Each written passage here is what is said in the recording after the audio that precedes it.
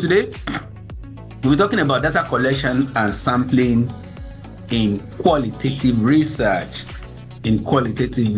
My name is Michael Awole, and I'm a principal research fellow at the African Institute for Science, Policy and Innovation of the Obafemiolo University, Ilefe here. I'm sure a few of you are likely to have interacted with me, especially people from my department and maybe a few from our faculty. Some other people that we may not have met, where time will not permit us to ask you to introduce yourself, or we just have to go on. Thank you for coming on board. So it's going to be interactive. I'm going to lecture for some time and then ask you to contribute, to make your contributions, to ask your questions and all of that. And at the end of the class itself as well, I'm going to provide ample time for you to also to ask your other questions you may have in mind. So today, we are just going to go on now and see what we want to achieve. I want to see, these are the things that I want to expect in this class. The presentation explores qualitative research methods, and it's going to focus on data collection and sampling technique majorly. We're going to discuss majorly on data collection and sampling technique. And we're also going to gain insight to optimize your qualitative research approach effectively. And I think this was mentioned to you when Professor Arancela was taking us through research design and all of the elements. She talked about both qualitative research method and quantitative research method. But today we are going to zero in alone for today on qualitative research and the elements around that, especially the sampling. How do we sample the respondents? And then how do we do data collection for the purpose of qualitative research? Now, if I may ask, as we go on, why do you think we need to collect data? Well, let me say, how many of you remember, I believe you're all Nigerians, how many of you remember the total budget for Nigeria for this year? Do you remember the total budget for this year? You can unmute and then share with us, tell us. Or if you also like, you can put it in the chat box. I'm talking about the federal budget for Nigeria for 2025. Do we know it? Good morning, sir. Good morning. Yeah, I'm Julius by name. Okay, I think the total budget for Nigeria for 2025 is 54.99 trillion. 54.99 trillion. That is huge. That's a good one. Thank you so much for that information. I don't have it either. But then the reason why I'm asking is what you're going to see. What is the stratification? Do you have any idea of the stratification of the budget in terms of how many will go for defense, security and defense? What percentage of that? Or what percentage of that do we also have in education? What percentage of that do we have in health and some other sectors? Does anybody want to tell us? Do you have an idea of the stratification in terms of the percentages?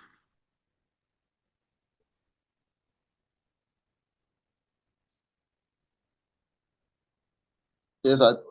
Good morning, sir. Can you hear me? Yes, I can hear you. Yes, sir. My name is Ogunke Oladepo. Good morning, sir. Good morning. Okay, Oladepo, sorry. Yes, sir. The total budget 54.9 is being broken down into the capital expenditure, the recurrent expenditure, debt servicing, and the deficit to GDP ratio. So that was how they broke it down. And the capital expenditure, they allocated 42.6% of the total spending up to it, which is about 23.4 trillion. And the recurrent, they allocated about 13.64 trillion to it for the year.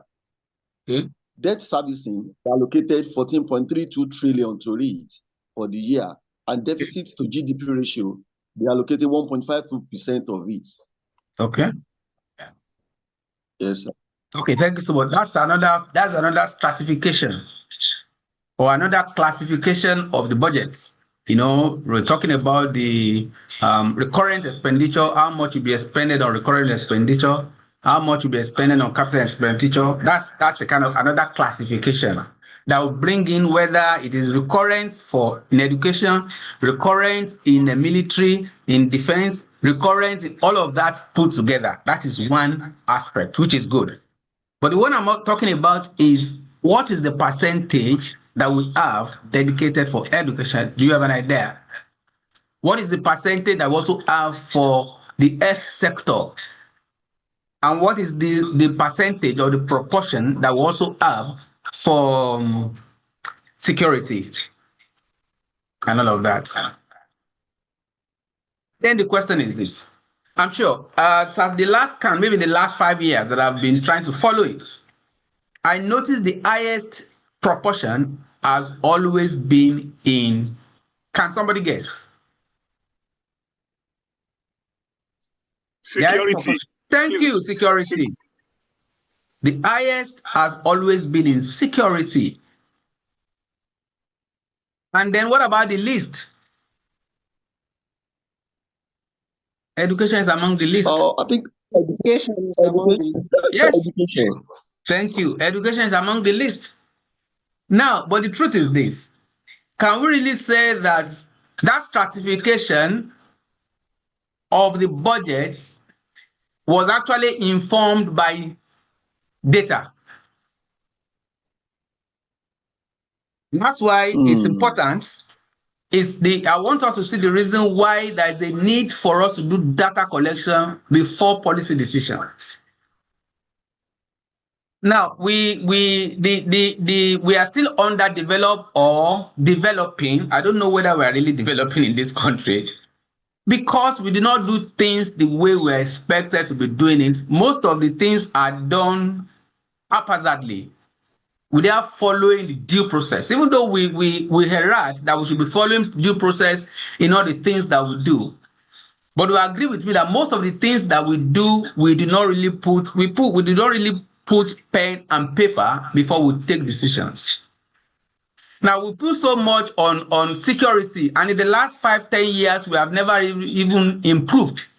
If you go back now to now assess how the budget has performed in the last 10 years, would you say that that the menace of insecurity has dwindled? Would you say that the menace of security has dwindled, has gone down, despite the fact that we have been spending so much on security? The answer is no. No. Yeah. Then where are we getting it wrong? That is why it is important for us. The reason why we are coming to this school, for example, to gain advanced knowledge, advanced degree, like PhD, is for us to be able to, because at the end of the day, some of us are already in the labor market practicing, and some of us are warming up to go to the labor market to continue to practice. So that is why it is important for us to get it right. So that when you get there, we will put all the wrongs right. And if you are just thinking as a person, let me just bag my degree and just run, and then at the end of the day, they'll be calling me Dr. So. That is not enough. That is not the purpose of a PhD degree. So the reason why I want to take you through this is for you to understand the nitty-gritty of data collection and sampling. And because at the end of the day, the essence is for whatever output you get to be able to inform policy. And this is what we have here. This is the question. Why do we collect data? Why data collection? Number one is to make informed decisions. Not just decisions based on guesses. Not just decisions based on, I think if you do it this way, maybe we can. Just using intuition. Intuition alone is not enough when it has to do with taking decisions that can affect a good number of people. Like we have in Nigeria today. Because if some people are just sitting there somewhere and taking decisions for over 230 million people, they have to do it right, so that we can get good results. If you are not doing things differently, there is no way you can get good results or new results. So that is why it is important for us to look at how to get all of these things done as we are preparing to put our thesis together. Putting thesis together is not just writing anything that you see. It is because at the end of the day, you are going to go out to solving a particular problem. That is the essence of your thesis. You want to look for where we have problems all around us to be able to put it right. And that is why when you are writing your thesis, the first thing that will come to your mind is what is the solution you want to bring on the table. But you must have identified a particular problem before you begin to think about the solution. Now, find if you have identified a problem and you have itemized the things you want to achieve by the way of objectives, you also need to look at, okay, what is the methodology? How do I achieve this aim? These goals and the objectives are set. What are the steps I need to take? So one of the things you're going to do in your methodology is your data collection. And what we're talking about today is qualitative analysis of your work or qualitative research. Next, we are going to be talking about quantitative research. Now, how do you then know which one is appropriate for you as you are going on in your research, in your work? Do I go for qualitative or do I go for quantitative, or do I make it a mixed research? So these are the things that will equip you to understanding the right step to take at the right time. So I was still talking about why data collection. Another one apart from informing policy is to also give you the opportunity to identify trends and patterns. When you collect data over time, it helps to reveal trends and behaviors or anomalies.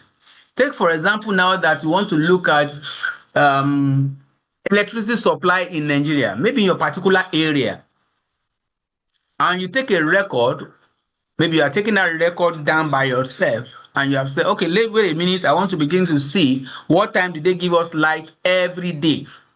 Okay, like in my own area now, where I live now in Ife, Okpa area, the maximum number of hours, I just moved to my accommodation 2016, which was about 9 years ago or thereabouts. And I can tell you that we have not had electricity for 12 hours, not for once in the last almost 10 years. 12 hours. I'm not talking about having it all together. I'm talking about having it, even though they stagger it, everything pulled together. I cannot remember one particular day that they gave us up to 12 hours in a day. Not to now talk of 24 hours. It has never happened in any environment I have lived in Ife in the last 20 years. So that's the kind of record. So when you take that record and then you now extrapolate and then you analyze it, you can see the pattern. Whether in the last 10 years in a particular area, it has been going down, improving in terms of electricity supply, or it's coming down in terms of giving you the reducing the number of hours by which they give you electricity.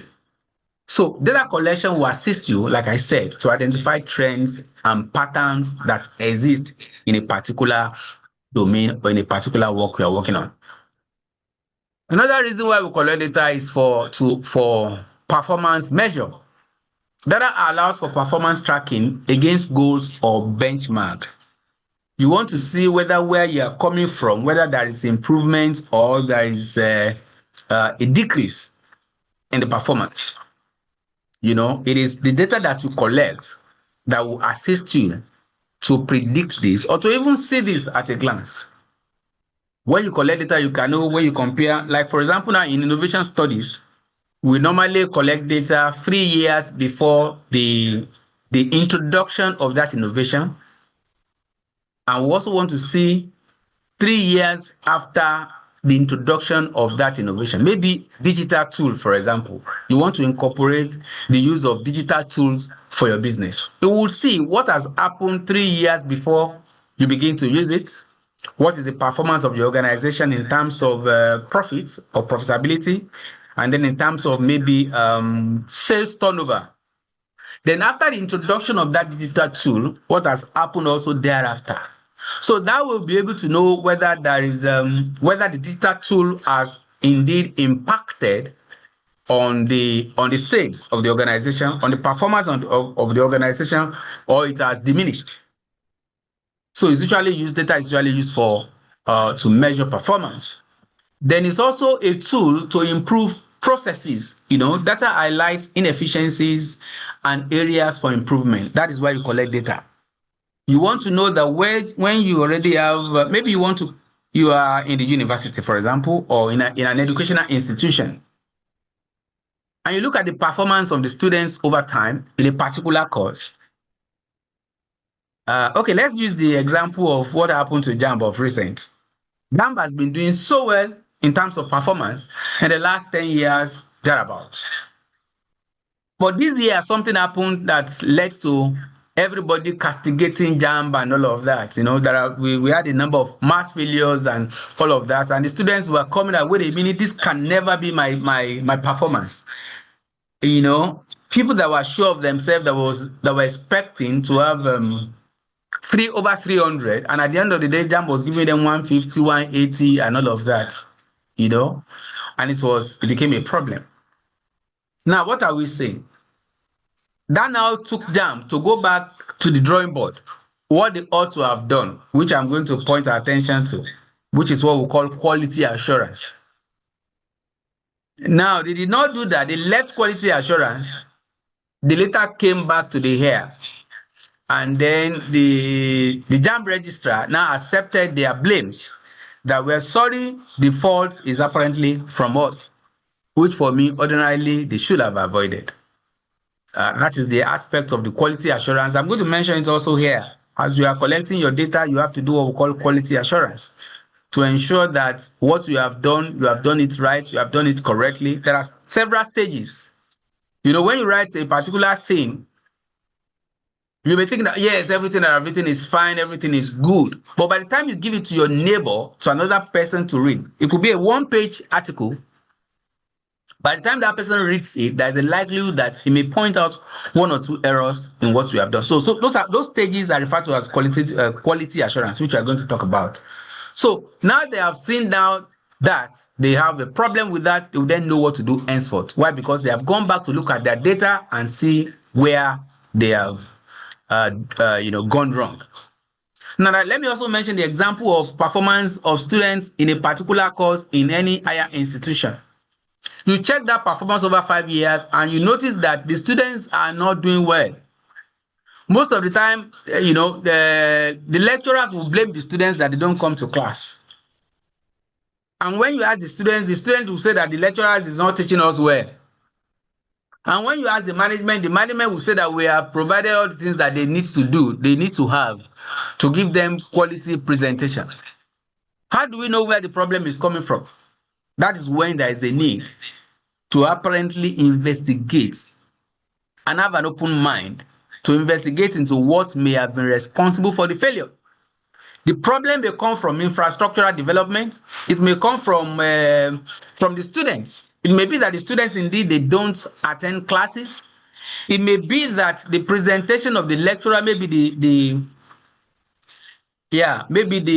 what do we call it? The teaching method is not appropriate for that particular thing, and some other factors may be responsible. It could also be because of the economy of the nation.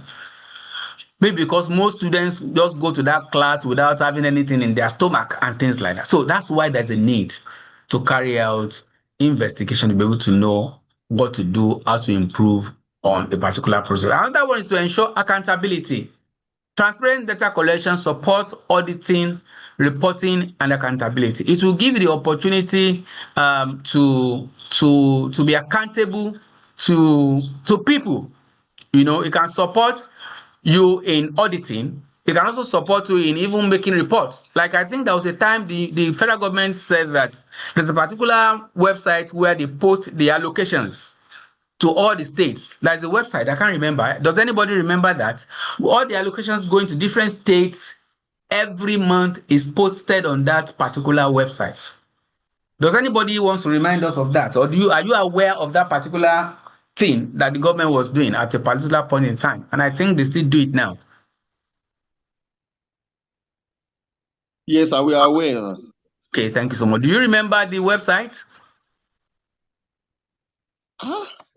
I can't now, but let me try, sir. Okay, that's fine. So this is what we are talking about. It's because they have collected data and they are making it available for auditing, for transparency and accountability. Then data collection is also useful to enable research and innovation. Researchers use data to test hypotheses, to validate their findings and advance knowledge. That is the essence, and that's the main thing. You in particular, that is what you want to do as a researcher. You want to use your data to test the hypothesis that you are likely to be planning to set. If you have not set it already, you want to set your hypothesis. Oh, fine, this is the research I want to carry out. This is a research problem, and this is the hypothesis I've set. But then, after setting the hypothesis, you want to test the hypothesis, whether you want to accept the null hypothesis, or you want to accept the alternative hypothesis, or you want to reject any one of the two. You cannot just bring it from your head unless you have gone out to the field, analyze your data, and then come back to put it side by side your hypothesis before you can take your decisions. Then, if you're also be having some findings that, oh, that's fine, this is what I've been getting, and then you also need, this is what results that people have been talking about in literature regarding this particular thing, that this has been the trend. Now, after you have now gone to the field and have your findings, you can then use that to validate the existing results that you have in literature. But most of the time, many people, many lecturers, I think in the past, many lecturers, especially people taking undergraduates, they will tell the students, go back, just go and ensure that your data comply. This is what we have in literature. You don't have to force it. You do not have to force it.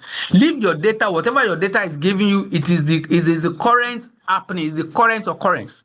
The thing may have changed. It may have changed from where we're coming from. Somebody of recent was carrying out a research on widowhood. And in the last 10 years, the result was that most of the widows are jobless. They are unemployed. Most of the time, the husband are more or less like the breadwinner. So they usually have challenges when they lost their husbands. But of recent, the research that was carried out, I was part of that. They noticed that the trend is changing. They are not unemployed any longer, even though they may be underemployed. But then, to an extent, they still have some jobs that they are doing that is bringing in money for them. So when you go out and you collect your data, you don't have to manipulate it. Do it well. Stick to the results that you have. That may even be the major contribution of your work to literature. So what we're saying here is your research or your data would enable innovation. It will assist you to test your hypothesis and then put it where it is supposed to be. Another one is to support personalization. Data enables customized experiences and services. Take, for example, now that you go to supermarkets to buy things. And when you get to supermarket, you buy so many things. Other people come to buy many things. And then when they take the owner of the shop, analyze the data that they collected, when this person comes in, this is what they buy, this is what they do, this is the amount that they likely spend, and all of that. So that will afford them the opportunity to know how to run after you. Do you know what I mean by that? To know what to target towards you. Take, for example, also that we load, we use MTN, we use Airtel, we use Glo, and all of that. We load data and things like that. Do you know they store our data? Our relationship in terms of the amount of data we load, whether every day, whether per week, whether per month, they have that data. So that way they know the services to push to you. You know, people that don't load data very well, that do not load enough money on in their accounts, maybe on a monthly basis, that probably will spend like 1,000 or 2,000. Those are the people that will give opportunity to the child want to allow them to still come online and do 1 or 2 things. So they will be pushing some things to them that would attract them, you know, like some booties that will attract them to spend more. But you that already know that you spend like 50,000 naira to buy, because they know that for me, I do on average, I do like 11 gig or something, 3.5 per, I used to say per week, but most of the time I load that twice in a week. So once my data is exhausted, I go back. They know that I'm coming back to load another one. So that way, they want to push some services to me that will allow me to, rather than buying it every week like that, they will bring, like, say 150 gig, buy 150 gig for 20,000 naira or for 30,000 naira. So these are some of the things, the essence of collecting it. And another one here, which is the last one, there are some other things anyway, which one can talk about, but time may not permit us to talk about that. To enhance customer experience, like I said, data on customer preference, behavior, and feedback can assist organizations to re-strategize to meet customer needs. When you get to a supermarket, for example, and you buy bread, and they know the next thing you want to pick is, when you buy bread, what is the composite demand or composite products for bread? Do you still remember your economics secondary school? Thank you so much. Butter. Thank you. Butter, margarine, blue band, and all of that. Or what? Or what? Obama. Thank you. Jam. Drinks. Beverages, tea. Thank you. Milo. Jam, beverages, tea, and all Akara. of that. Akara. Yes, sir. Akara. Where Akara? Egg. Where Akara? Yes. An egg. An egg. Thank you. Do you know these are Stew. thank you. These are the things that would What give happened? the owner of the shop the hint to know how to place those items on the shelf. Do you know they don't just arrange those That's true. items on the shelf? These are the things they follow that will guide them so that people will buy more. Imagine I have bread on a particular shelf, on the first shelf, and they now put margarine on the last shelf, maybe the 20th shelf. Do you think somebody may say, rather than for me to trek down to that place, let me forget about it, Jerry, I will go and look for something else. So that way, they will lose that patronage in that person that bought the bread, not buying margarine. But if you have bread here on this shelf here, and the next shelf you have your margarine, you have your butter, you have your jam, and the next shelf you have your eggs, there is a likelihood that people will buy those series of that composite products, and that way they will sell more. How do they know how to do all of this? Because they have collected data over time to look at what people buy. When they pick a particular product, what other products are they likely to pick next? This is what led to the organization of the things on the shelf. And that's some of the benefits of data collection. Now, let's move on. Why qualitative research? Why do we want to go for qualitative research? If you look at the people here in this picture, they gather together and they are brainstorming. They are looking at the data they have collected. They're looking at things that are related, looking at things that they want to bring out from that analysis. Now, if you look at this, qualitative research is primarily for in-depth insights.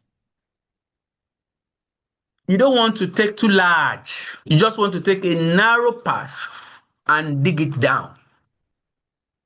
You want to explore experiences beyond number to understand the meaning deeply. You just want to take a particular portion and go down, ask more questions that will lead to another question to be sure that you have exhausted all the questions you are supposed to ask regarding that particular concept. It's not just taking it on the surface. Let's just glance it on the surface and just to be able to cover so many. That is not what qualitative research wants to do.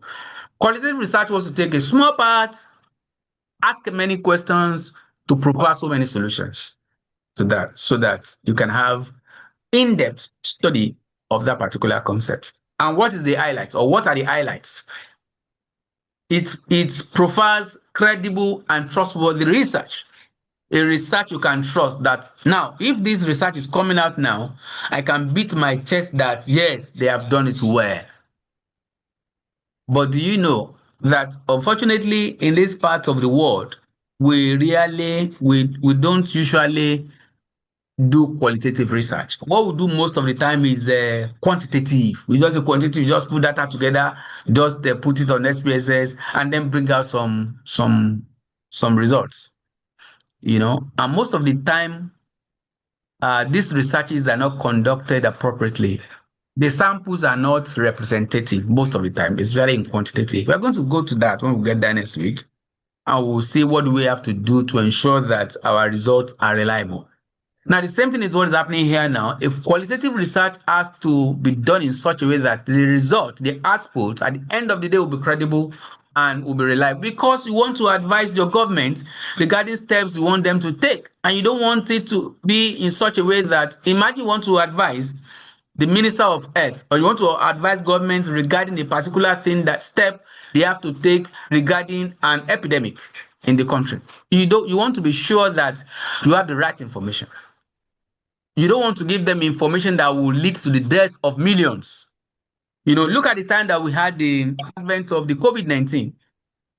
The COVID-19 required that people go to the laboratory to carry out experiments to stop or limit the menace. Imagine now that they go for that experiment, and some people say that, we already have vaccine to take care of COVID-19, and they are telling us it's about 100% certain or 100% efficient. You will agree with me that they started deploying the COVID-19 solutions to people. They started administering it to people even before the thing reached 70%. I don't think any one of them reached 70% before they started their administration, which I think, as at that time, it was better for them to do that than for them to lose 100% of the people that have been affected. So a qualitative research would give us the opportunity to say that the findings we have, it's credible and trustworthy, that you can rely on and go to bed and say, we don't have any issue with that. That's the essence. So it will also ensure depth and context. Qualitative research will ensure depth. It will ensure that they have done the needful, and then it can say, in this particular context, this research will only cover this context, this particular area. Qualitative research most of the time are not generalizable. Yes, you won't just carry out a research in Yonforogi and think that what has happened to the people there can be replicated in Abuja. No, not necessarily. But then it can provide information for people in that part of the country, maybe the southwestern region, although it may give some hints for other people elsewhere within the same country. But you may not necessarily use it as a whole and replicate the same elsewhere. Then it's also good to profile richness of findings, to make your findings to be very rich, to be robust, more reliable. Look at an example here. Observing childbirth practices in rural communities for some insights. It can give information on how people of childbirth practices in some rural communities. I remember a long time ago, maybe it's still happening now. People, when they want to put to bed, majority of them don't go to hospitals, especially in the rural areas. They prefer to go to one mama somewhere, Yagbebi. They go to Yagbebi and say, I'll carry my pregnancy, or my wife who is pregnant, to Yagbebi. Other people will go to churches and say, let's go to church for whatever, and things like that. And some will prefer to also go to maternities. And they have their different reasons for going to these different places. It could be based on religion. It could also be based on their beliefs and so many other things like that. Some will say that, and things like that.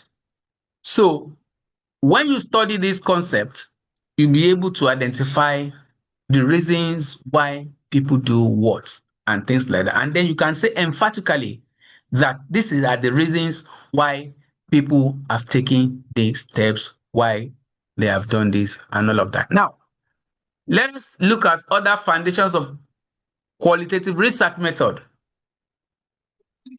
There are three key major areas. We have the ethnography method, we have the ground theory, and we have the phenomenology. And number one, the ethnography has to do with using insiders' approach, which requires the researcher to be involved to study behavior, beliefs, rituals, and social interactions. What is that saying? The researcher will immerse himself in their community. The researcher will be living with the people. Okay, so I was talking about this. I was talking about foundation of quality research method, and I was talking about ethnography, where the ethnographer or the researcher has to insert himself in the research as well. He has to be on the field. He has to be he has to live with the people he wants to go and carry this research on. He has to live with them, look at the way they do things, study the way they do their marriages, if that is what he wants to do, look at their beliefs, look at how they used to do things, and all of that. It's not just by asking them, it is by living in their midst to observe. Exactly, that's the right word. To observe their behavior when it has to do with things, maybe in terms of maybe somebody is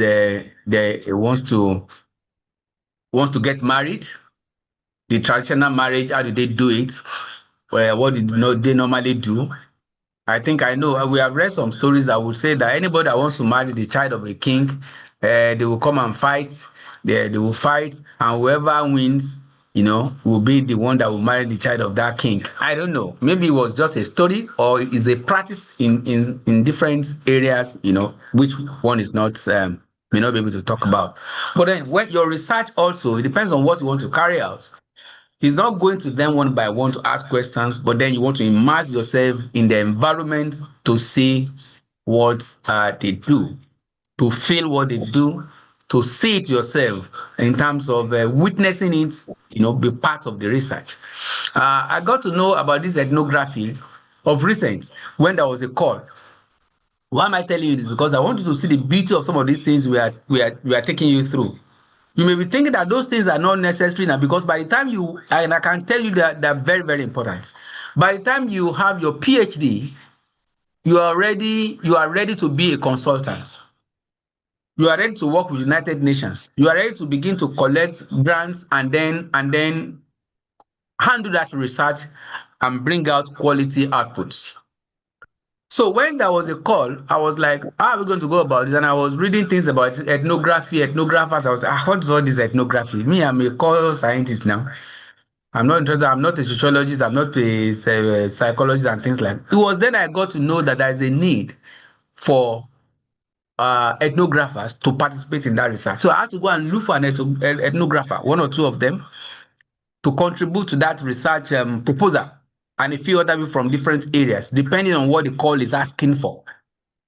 So when we now pull our resources together, I began to work on, and that was when I began to say, wait a minute, this is very important. They also have their own part as well.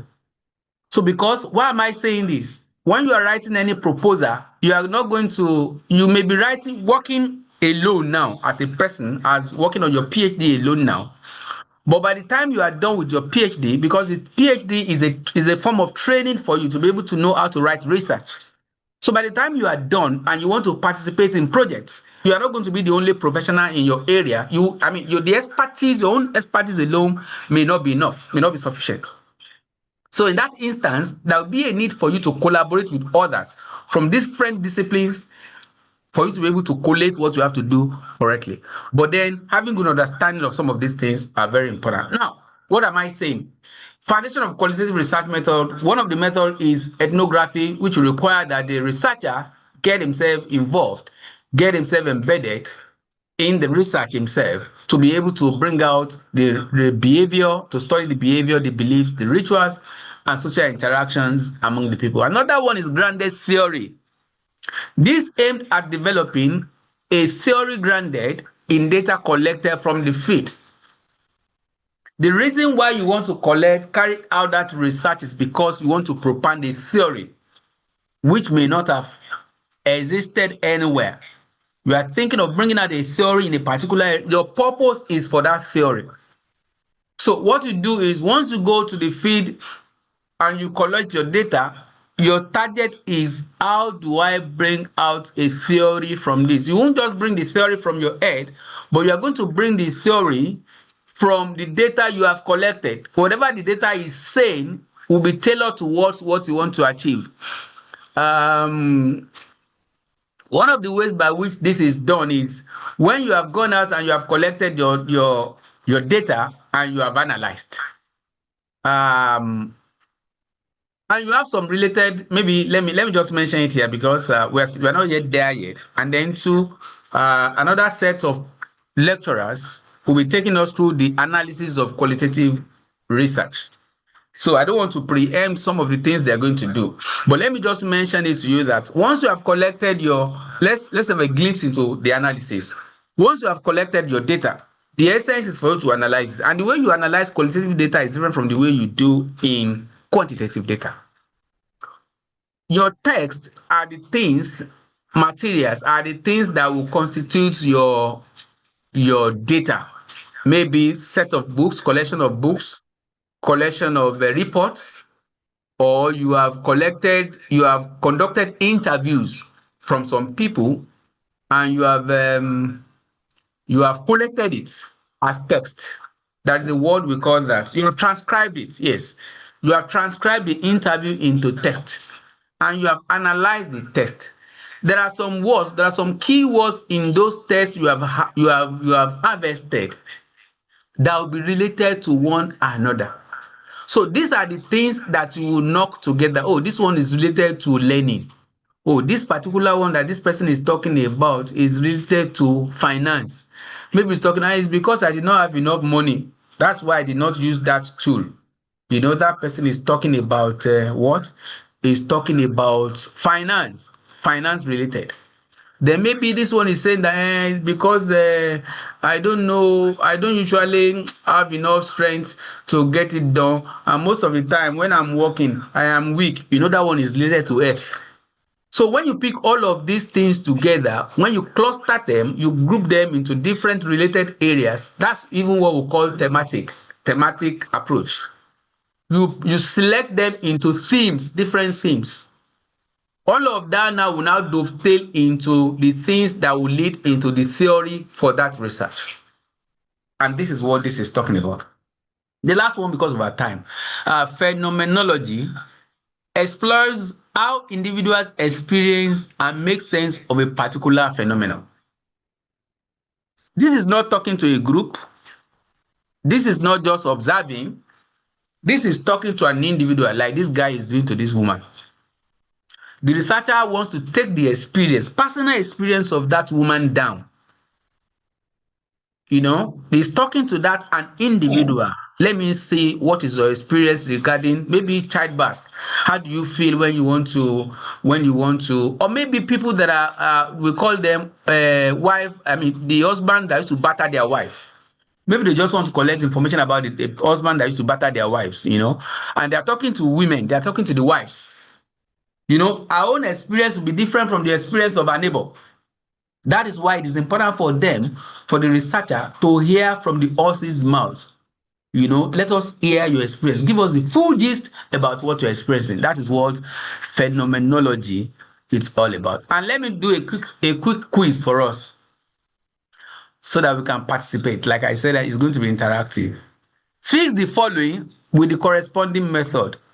Number one, analyzing patterns in buyer hesitation to improve checkout flow. Let me explain what that means. You want to analyze your buyers in a shop, like I've explained in terms of this store the other time, in buyer hesitation to improve checkout flow. So that, you know, normally when you buy things, you put them in the shopping carts. And when you get to the till where you want to make your payment, you know, some of the time you have to queue. And this is saying that how do you analyze patterns in buyer hesitation to improve checkout plan in terms of, what do I buy? Do I pick this one or pick that one and things like that? So under what of this method, out of these three, will you classify this one?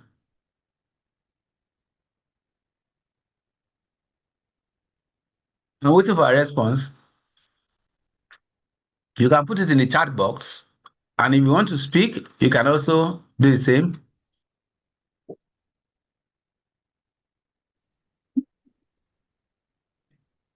Yeah, Bola Jeshigiri, I think that should be under grounded theory.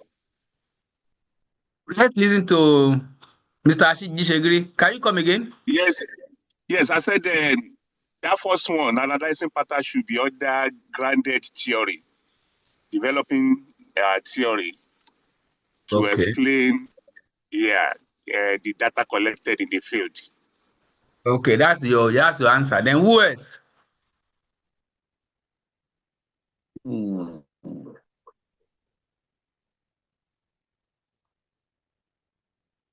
Who else? Yeah. Good morning, sir. Yeah, this Uh, Julius. Moses, okay. yeah, to me, my own from my own hand, I think it should be phenomenology. So this Okay. explore how, yes. Okay. Yes, sir. You Good can morning. use my name. So, sorry. Phenomenology. Before you go, with that person, why do you say that? Give me your reasons.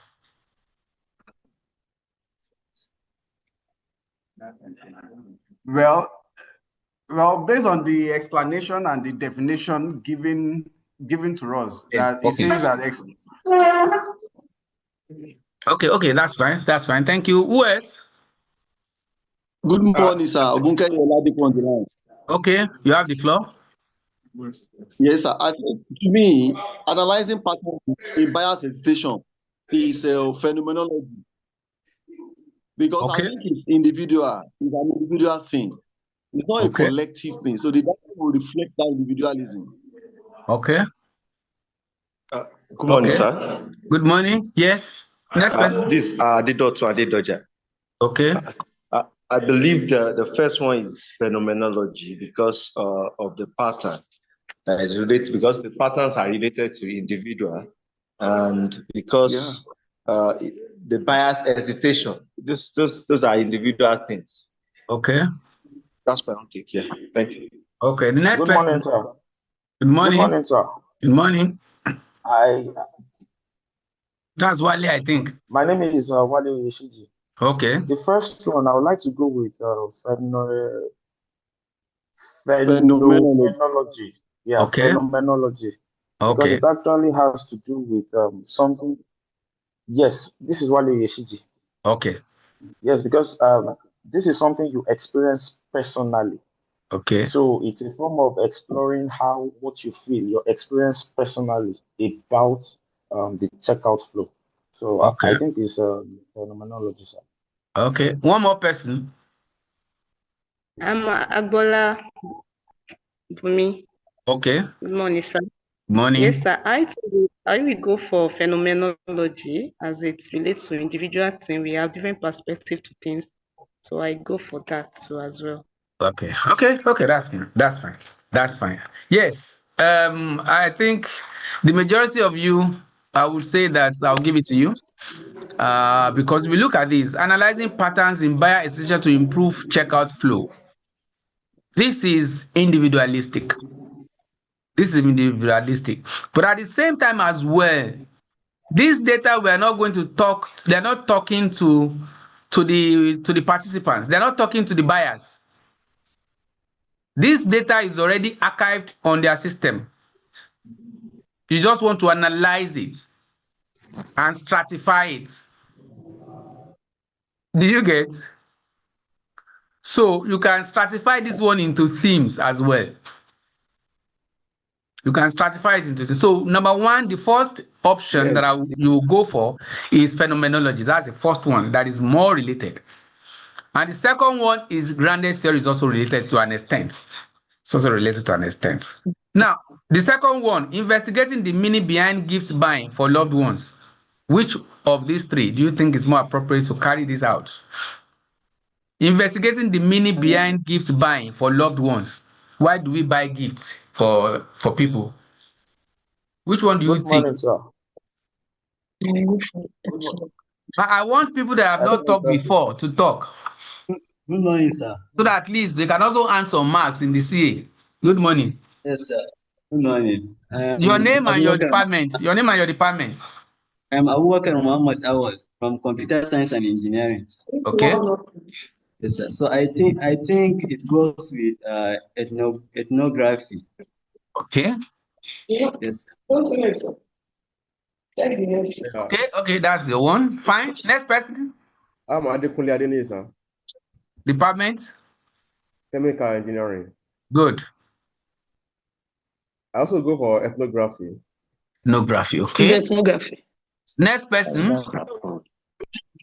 I'm Benjamin Nathaniel. Nathaniel, speak your department, your name and your department. Okay. I'm Benjamin Nathaniel from Computer Engineering Department. Okay. I'm going for ethnography. Why? Because it's an approach that requires the research involvement, the researcher's involvement. Okay.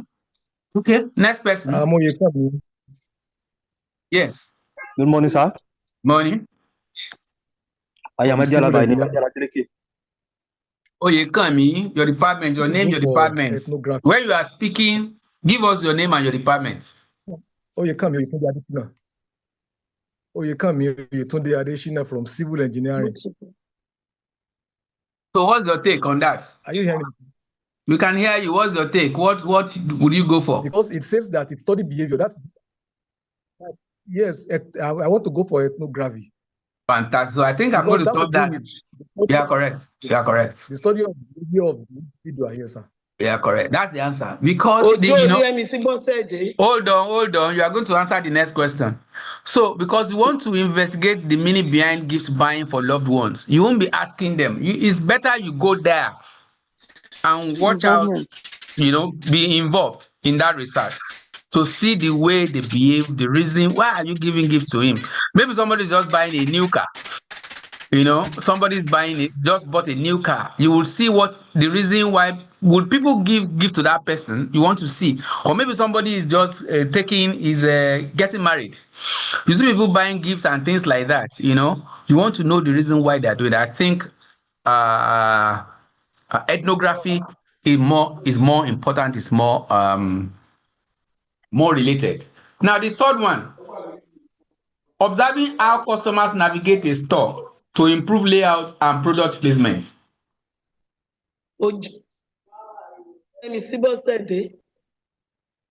ISP. Good morning, sir. My name is Ojolu Emisibosede, ISP. I want to go with grounded theory, sir. Okay. Yes, sir. All right. Thank you. Because Next they person. want to be sure. Yes, they want to navigate. They want to be sure. All right. Thank you. Next person. I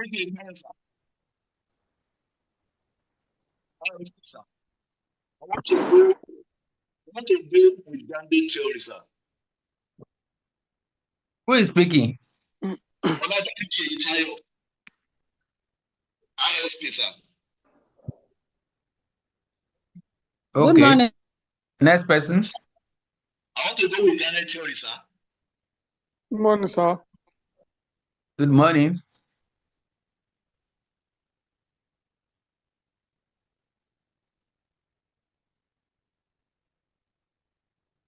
Yes, let me give 2 more people to speak. Whether you have talked before or not, or you still want to respond, morning, you have the floor.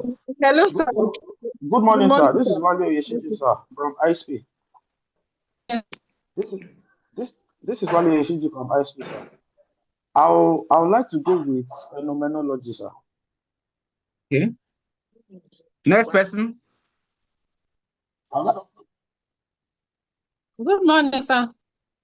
Morning. Good morning, sir. This is Akemi from Material Science. From Material Science, Akemi Gideon from Material Science. Hello? Go on. Once you give us your name, just answer the question. Okay. Yeah. I go with phenomenology, sir. Okay, thank you. Next That's person. to do with phenomenology. Okay. This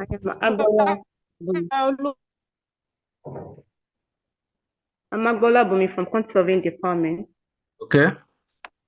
I'll prefer to go for grounded theory. Okay. Yes. Thank you. One more, and then we can move on. Bolaji Ajishegiri. Yes. So I will go Bolaji with Ajishegiri. Let's listen to Bolaji Ajishegiri. What did you say? So I will go with grounded theory. Okay. Tell us why. Yeah, the reason is the observation helps collect data that will help propound the theory that will explain layout and product placement. I can't get that. Come again. Yeah, the data collected from observing customers will help generate a theory that can be used in the improving layout and placing the products on the shelf. Okay. Hello, sir. This is Abiyamba. I think I'll go for ethnography.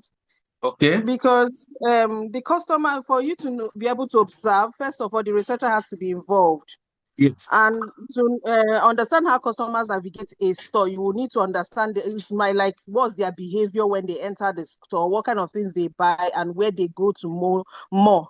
It will help to improve the layout and product placement. So you will know items to arrange together in the same direction, because that's somebody who walks into a store and the person is buying maybe household items.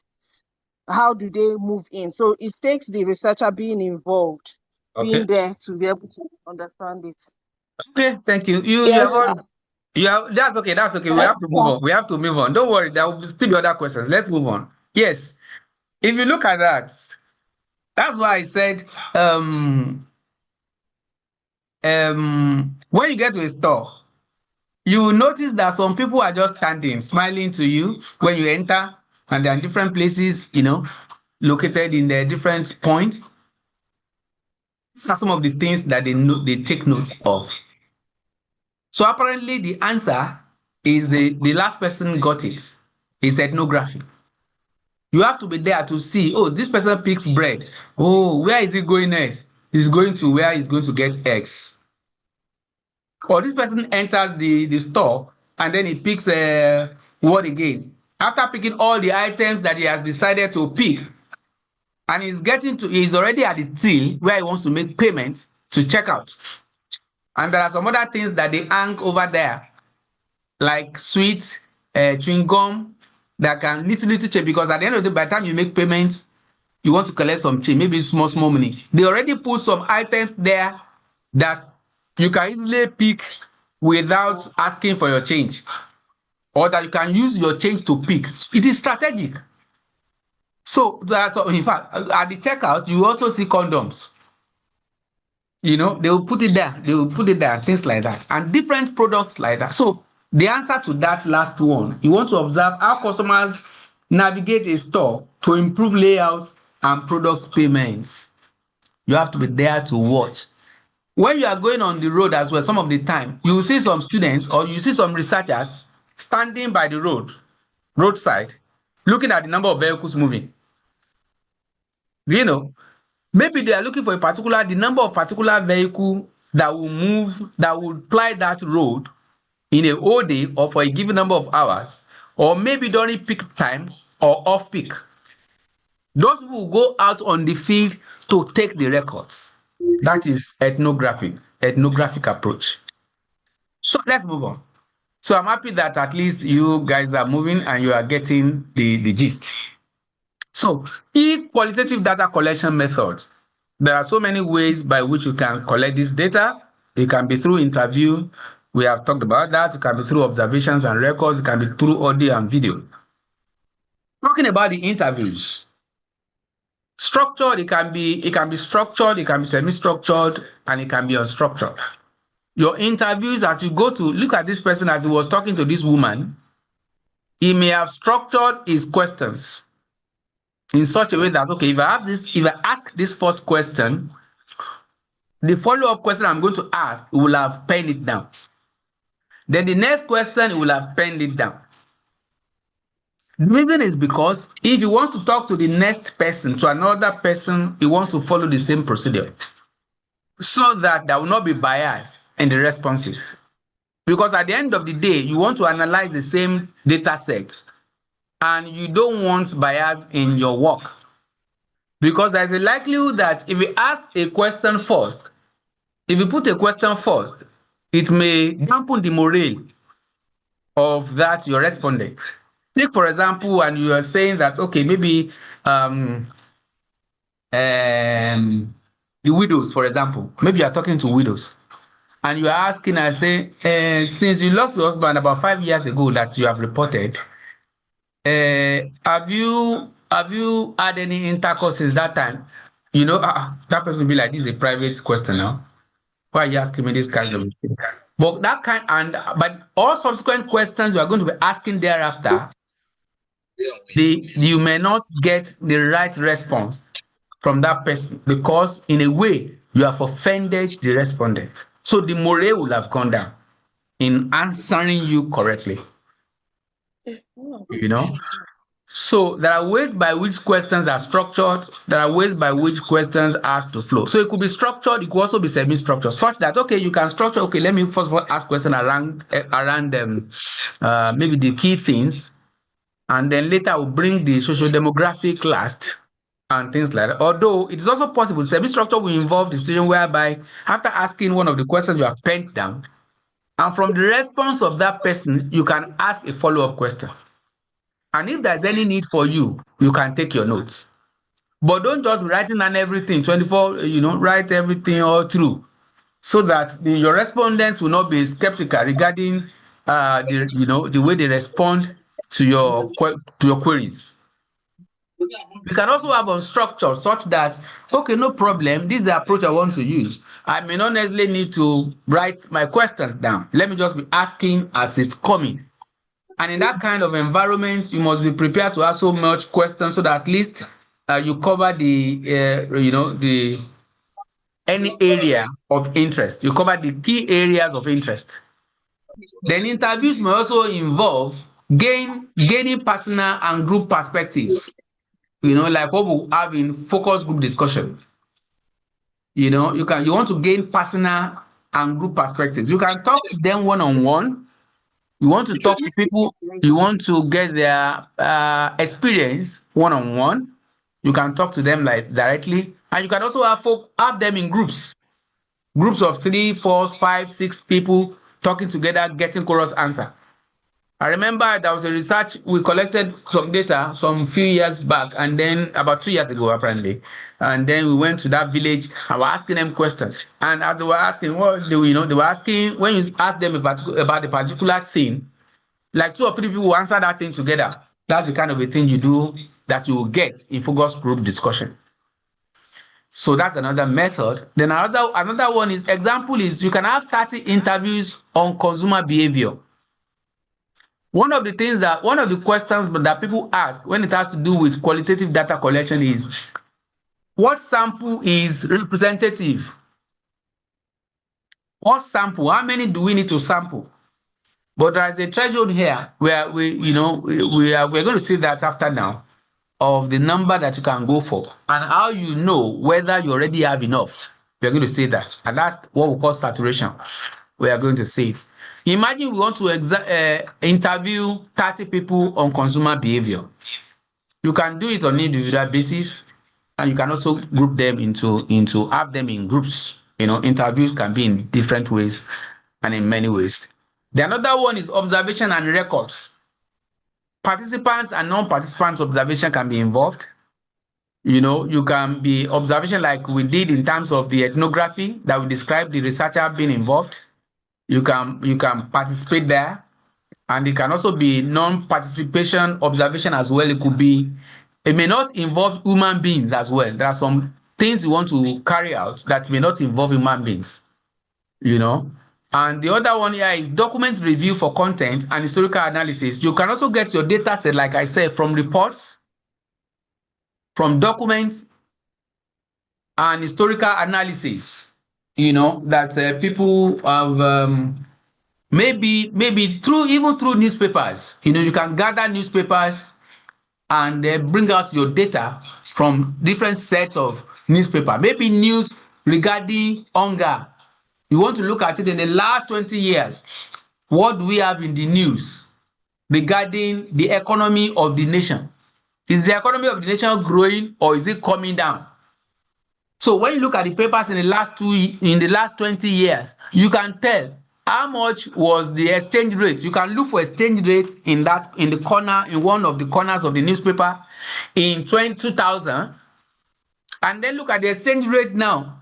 There you can tell that weather, the economy, and what that money can even fetch us. You can even look at some of those things from those papers. So these are the ways to gather data and to collect the data you want to use for your analysis. The example is that we have here is retail user interactions observed. You like all the things we have been talking about. You want to look at the retail user interactions. You want to observe that, like you stand there with them to look at their what they buy, how much they pay for different things and things like that. And another one is another data collection is audio and video. Like some of these people that used to interact with policemen, you want to look at the attitude of police on Nigerian roads. Behaviors of police on Nigerian roads. We have a number of videos now on the internet. What can you say about those videos? You want to look at can we say the performance? Let's say the performance. The performance or attitude of Nigerian police as it relates to people, to citizens of Nigeria. What do you have to say? Do you know we have videos that have covered a number of things that can give us information regarding that people have covered, that we have today on social media? Does anybody want to talk about things regarding that? Yes. So what is the trend? We have a lot of videos that show the activities of police on the road, even the one we call federal road safety people. Good. They are videos. They are some of them are on the social. Talking about what? Is it talking about good works that they are doing or what? It's always good morning, sir. Ogunke Oladipo. Good morning. Chemical engineering department. Yes, okay. Sir. Chemical engineering department. It has always been yesterday. They put abuse, forceful collections, extortions. It has been projecting them in the negative way. Only forceful collection of what? Sir? Forceful collection of what? Of vehicles? Yes, of bribe. That's an aspect. But we have few videos showing how police has been helpful on the roads. Good. Those ones are very, very. Thank you. What other ones? What other things? I've also seen videos about the abuse.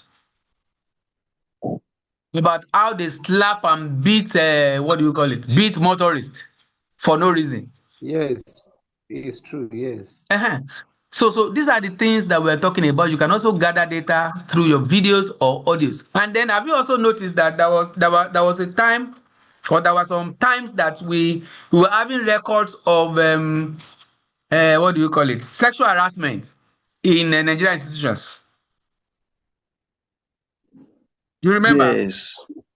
All of those things, all of the people that were bringing the secret to the fore, what did they use? Videos. It was audio, sometimes audio and video. Mostly audios of the conversation in the telephone conversation with the man, or conversation in his office being recorded and things like that. So these are some of the tools, some of the ways by which you can capture your data. But we are going to look at the ethical aspect of this. If you want to cover my video or you want to cover my audio, it must be with my consent. You as a researcher, you want to do the same as well. You must take the consent of your respondents. You cannot just do it without in their absence. These are some of the things that we're going to talk about. Consent is essential, and that's part of the ethical thing that we're going to talk about. I will just mention that because somebody else is going to take us through the ethical procedures that we have to do as we carry out our research. Now, the next one, because of our time, is research instruments. Research instruments. One of the major instruments that we use to collect our data could be interview guide. An interview guide is nothing other than having your set of questions being arranged the way you want them to go. And you've already have them not necessarily written on the plate of your heart alone. Your heart may deceive you or may not give you the right thing. But what you may have to do is write it down on a paper and then you present it. You follow the order in the way you have written it. And then we also have the observation checklist. You have a checklist. You know what we call a checklist. You list all the things you want to observe as you are standing, taking your records. You want to be sure that, because your brain may not remind you all the things you need to check. But it's important for you to have a checklist of those items one by one and be ticking them one by. Oh, I have collected. I've collected data about the plate number. Whether the plate number, the state where the vehicles are coming from. You know, maybe you're just standing on the road, you are looking at vehicles that are passing, then plate number in terms of the states. You just want to take the states, not writing their numbers. Oh, this is from Ogun State. Okay, this one is from Lagos State. You have noted that. And then you also want to check the make of the vehicle. That's another checklist. You ensure that you have that listed. And as you are capturing your data, you ensure that you follow that so that you will not miss any of them out. And then you can also equip yourself with your audio recorders and your video recorders. As you go for interviews, you cannot be writing down all the things that your respondents will be telling you at real time. You can't write down everything. There's no stenographer that can do that. You know, there's no, because you'll be asking Edro now, please wait, let me quickly do this before I ask the next question. No, you will stop the flow of the respondents. Maybe the respondent is somebody who can talk very well, wants to give you all the gist. And you say, please wait, let me quickly write down this one. That's messing up the research.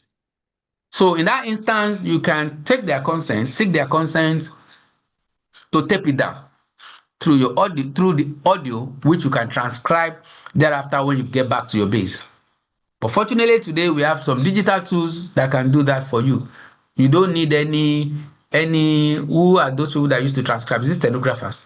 You don't need any stenographer to transcribe for you again from audio into text. There are digital tools now that can handle that, but this is not the time to talk about some of those tools. But I just mentioned it so at least you can be on the lookout for them or ask questions later regarding that. Then field notes, like I said, like this guy is holding, he has a note, field notes, which you can use. Then you also have what we call reflexive journal, your own journal. Even though you are tape recording, but then you need to take some notes. You know, maybe some things came to your mind as that person is speaking, which may be relevant to what that person is saying. It may not be the direct word that person is saying. Oh, just note, okay, this is related to, Al Jazeera event that was displayed last year. You know, something like that. You just make that note. That is your own personal reflective journal that you make relative to what that person is saying. You just quickly notice. Because at the end of the day, when you get back to your base, you want to sit down and work on these materials to be able to populate your text, to be able to populate your analysis, to be able to populate your thesis. This is what you do. You find out that when you are involved, anytime I'm involved in any research, I always like to go to the field. If I'm part of the people that go to the field, it will give me the opportunity to be able to write correctly, to be able to write well. Why? Because I already have the field experience. As I'm writing, all the things I've experienced on the field, I'll be involving it in the write-up. Yes, we have the ChatGPT today, we have the generative AI today to assist us to do the writings, but then these are some of the limitations. ChatGPT does not know the field that you covered. It has not interacted with your respondent, so they may not know one or two things, additional things that will give your thesis the real value that the lecturer, the examiners are looking out for. People just go and just copy and paste. When you bring any thesis to me, and it's I don't have to plug it to Turnitin to detect that this is AI generated. Once I see it, I know. My students, they know. So they know that Oga ChatGPT generated, because the ChatGPT generated, you can get started with that. It can guide you on how to write, but not that you just copy and paste it, dump it, and think that you are dumping it for one stupid lecturer, for one stupid supervisor to take it. Nobody will take that, because the tools are there to detect some of those things. We're not saying you should not use it. Yes, I encourage people to use it, but then there are ethical ways by which you can use some of these tools. We need your thoughts. In a PhD student, you already have 3 years minimum on your program. And when I've done the analysis, you are expected after your first year. I normally leave my students, my PhD students, to focus on their coursework in the first year.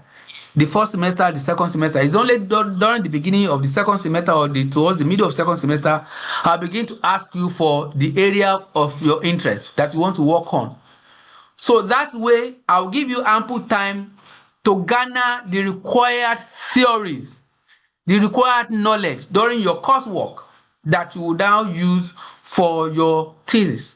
So you have a whole 2 years, 365 days times 2 to write your thesis. And each day, you are expected at least to write half a page from your thesis.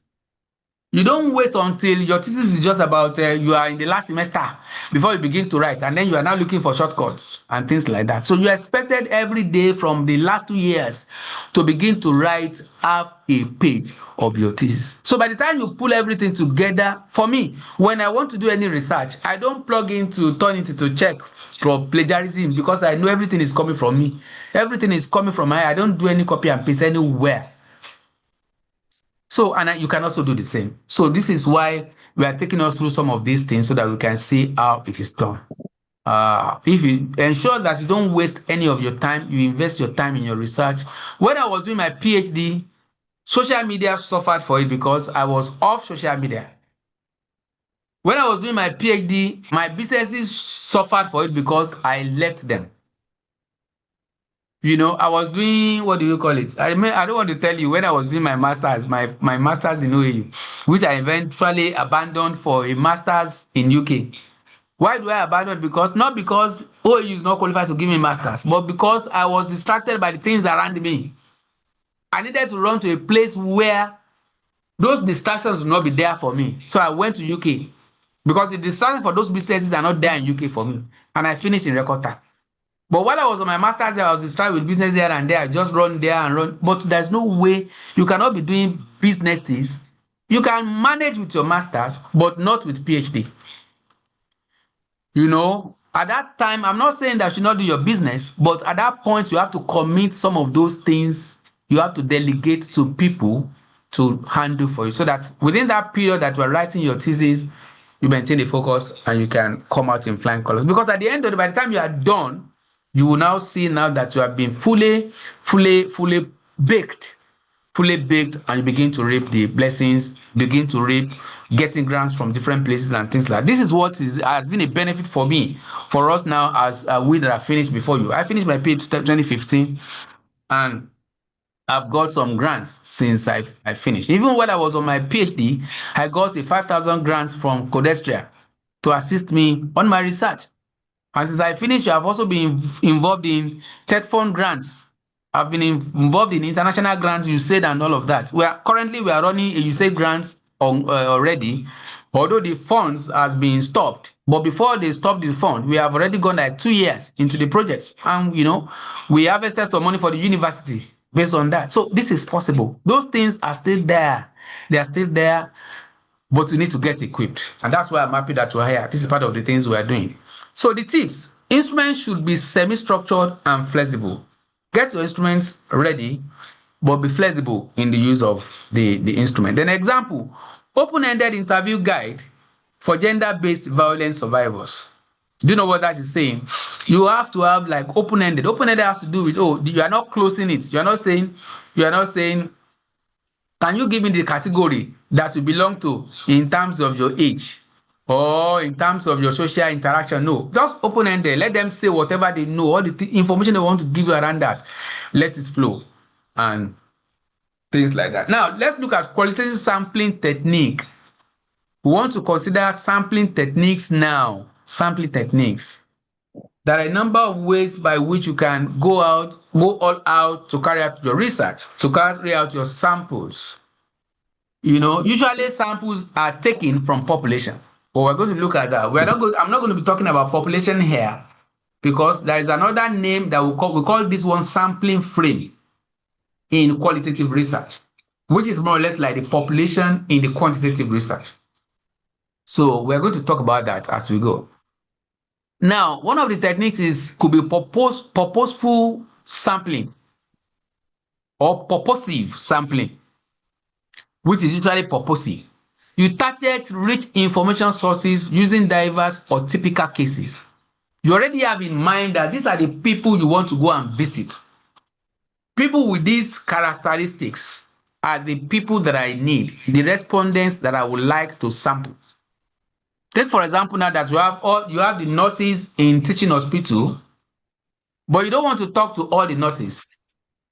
Maybe you only want to talk to nurses between a given certain age. Maybe there are youth nurses, maybe like 30 to 40, thereabout. And when you see a matron that is 55, that matron is not captured because your research is purposeful. It is not all the nurses in teaching hospital, but all the nurses between the ages of 30 and 40. It will also be people that attend clinics on Wednesdays in a particular place. You know. Mute yourself, please. Unmute yourself. You know, that is being purposive. You have to have it in mind that this is a target. This is what is driving my research. And that is what I am going to look out for. That is not bias, but it is purpose. The another one is theoretical sampling. Iterative collection refines evolving theory, which is common in the grounded theory like I've explained the other time.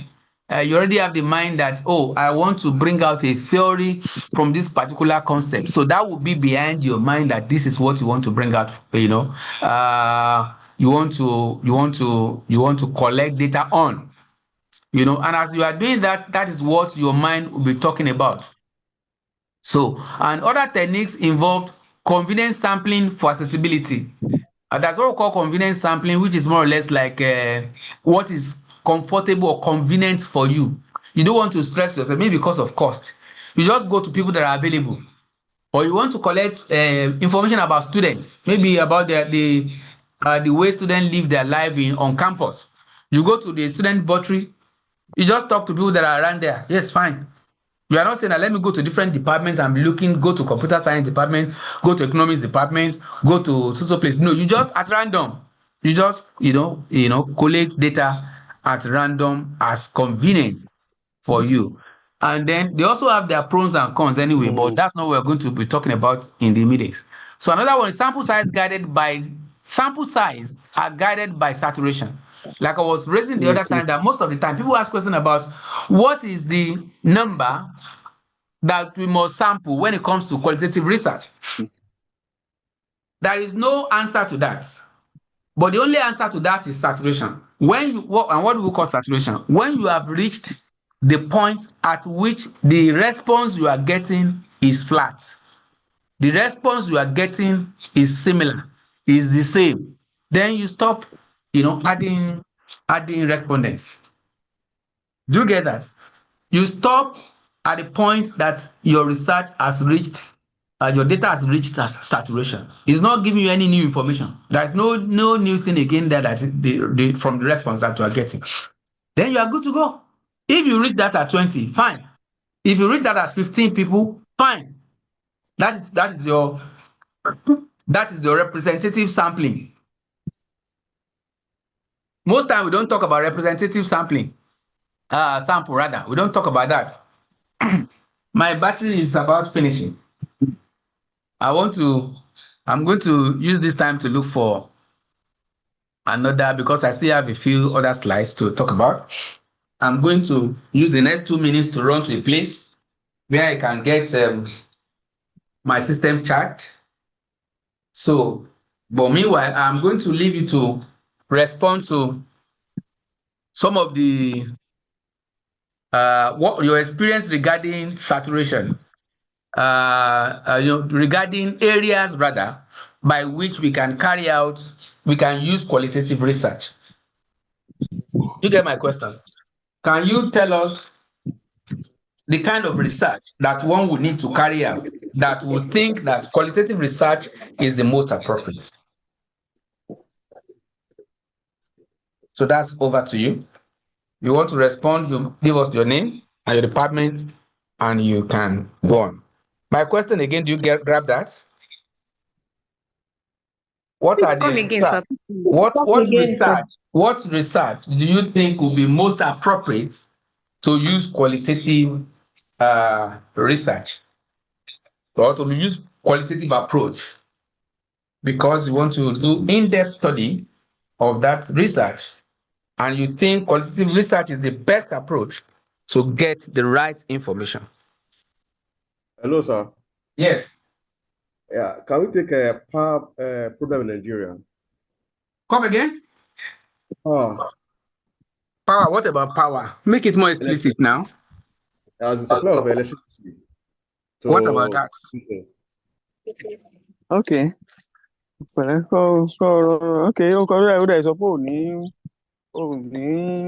Mute yourself. Mute yourself.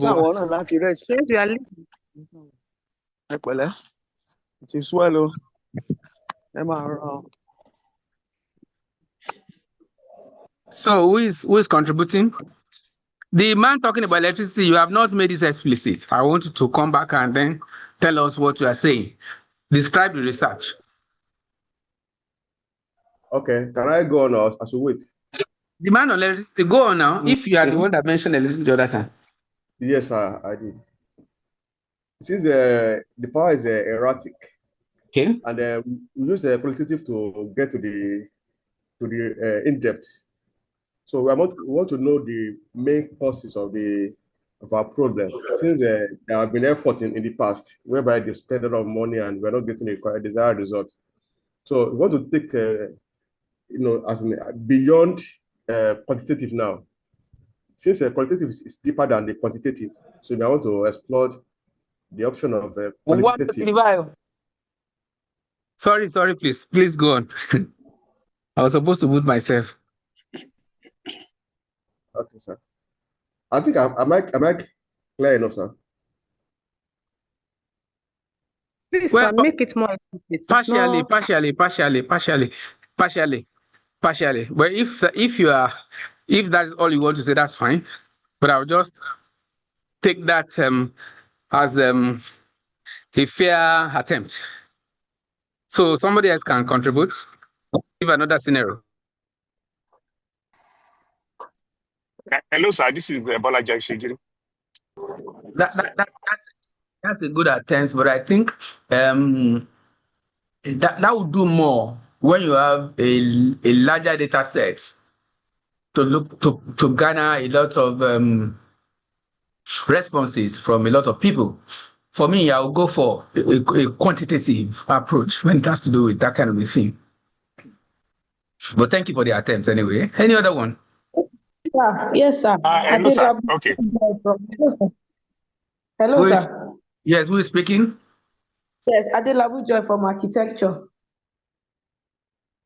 Yes, sir. You taught us when you were explaining ethnography that it's the kind of research where the researcher usually is involved in the research. So, example like you want to research into the culture of a particular group of people, it will involve qualitative research and ethnography specifically, because the researcher will have to go to stay with those people and observe them for a period of time, maybe for months, to be able to document about their culture, maybe their belief. You even give an example of maybe their marriage rights or something.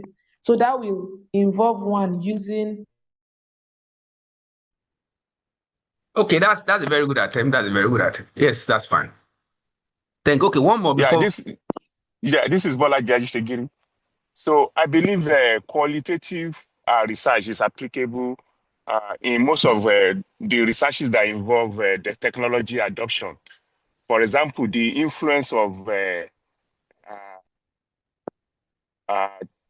technology on customer service in banking industry. So we want to look at customers' experience and how satisfied they are. So qualitative will be much more appropriate than quantitative. Thank you.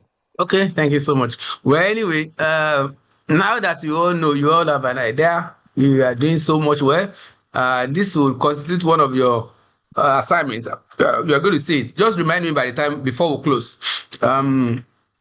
Because you are going to give me an assignment which you submit before the next class. On or before the, not on, before the next class. You have to submit to my email. Do you have my email?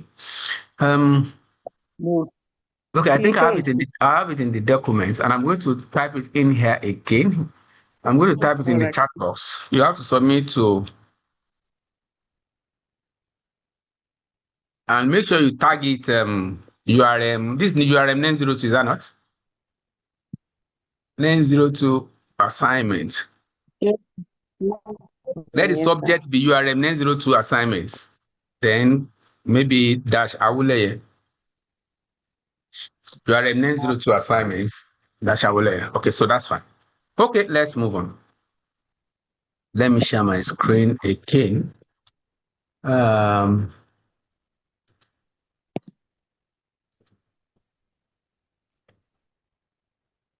Okay, so this is where we were from current storage. So we just discussed some qualitative sampling techniques which we have dealt with, and the next one here is about sampling frame, units of analysis, and saturation. I think I've briefly mentioned some of this, but let's just see them in perspective. Sampling frame define list or set of elements eligible for sampling. It defines a list or set of elements eligible for your sampling. That's a sampling frame. If you look at this picture here, the total number of these adults, if I may call them adults, both male and female, they are of all these professionals, they are referred to as the sampling frame. So they are more or less like they determine the population from which your participants are selected from. Now, the few on to your right are the participants that are already selected from that frame. And these samples that are selected are called units of analysis. Each one of them are referred to as units of analysis. And this one now is a sample. So a unit of analysis is the primary subject or what is being studied. I know. So it's what is being studied. The units of analysis, it's like this sample here, which is being studied. Take for example, let me use, like, I think I've used an example of if you want to maybe the people that are in the hospital now, people that attend what do you call these people that deal with this heart issue? What do you call it? This high blood pressure thing, the clinic for high blood pressure. I can't remember what it is now. Or diabetic patients. Maybe you want to conduct research on diabetic patients. You want to look at people that have diabetics as well as high blood pressure. Those are the two groups that's the particular set of people you really want to carry out your research on. Ordinarily, we have people with diabetics that does not have high blood pressure. We also have people with high blood pressure that does not have diabetics as well. But your own case, you need people with both, that has both. That's your target. Now, when you now put all the people that has both diabetes and high blood pressure together, all those ones are referred to as your sampling frame. But ordinarily, in the whole of Ife or in the whole of Osun State, you cannot sample that total number of the people that has both high blood pressure and diabetic. You cannot sample you cannot sample the whole population. So well, my people, sorry for, is there anything? I don't think I can. Yes, you can hear me now. You should hear me now. Sorry. The internet went and then it came back. So we are here. Yes, you can hear me now, sir. Thank you, sir. Yes, I'll just share and then I'll round up in the next 15 minutes max so that we can do other things. We're supposed to be here for 2 hours. So that is just that. I was trying to explain the concept of sampling frame, which is like the total population, and then the unit of analysis, which is like the sample extracted from the sampling frame. So the unit of analysis is a subset of the sampling frame. So the unit of analysis guides how data is analyzed and conclusions are drawn. So this involves something like individual patients, school or interview transcripts. When I say individual patients, it means maybe you are dealing with that subject as a unit of analysis, but a whole school can also be a unit of analysis when you are thinking about many schools in a particular local government, say, many schools. So each of that unit is referred to as unit of analysis. We are comparing like 30 schools or 40 schools in Ife East local government or in all local governments in Ife. So each of those units in each of the schools are referred to as the units of analysis.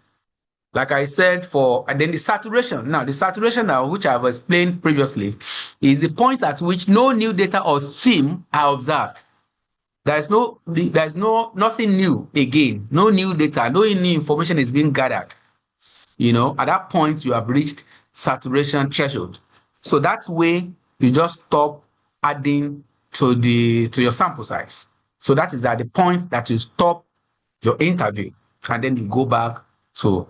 Now, what this is saying is, but with qualitative research, you don't have to predetermine the number of respondents. You don't even know it until you get to the field. You get to the field, it is at the point when the thing begins to saturate. That's okay, fine. Now I know that I already have the required information. Not at the point that you are satisfied, but at the point by which the respondents are giving you similar responses. That is when it has reached the saturation stage, and then you are good to go. That is when it will indicate when to stop collecting your data. So this is saying that after 12 interviews, no new themes are emerging. It's like if you don't have no new themes, no new information being gathered, maybe about, maybe you already gathered some people and you already have information talking about finance, you already have information talking about their behavioral attitude, you already have information talking about their demography and so many things like that. So when you find out that no information is coming that can give you another cluster or another theme, then you are good to go. Okay, so sample designs now. We have there are a number of ways by which you can have sample designs. We have the single case design, which is in-depth study of only one case. In-depth study of only one case. You just want to talk to maybe one billionaire. You want to interview Dangote. You just go to Dangote and say you want to know the secret of his business, the secrets of the success of his business.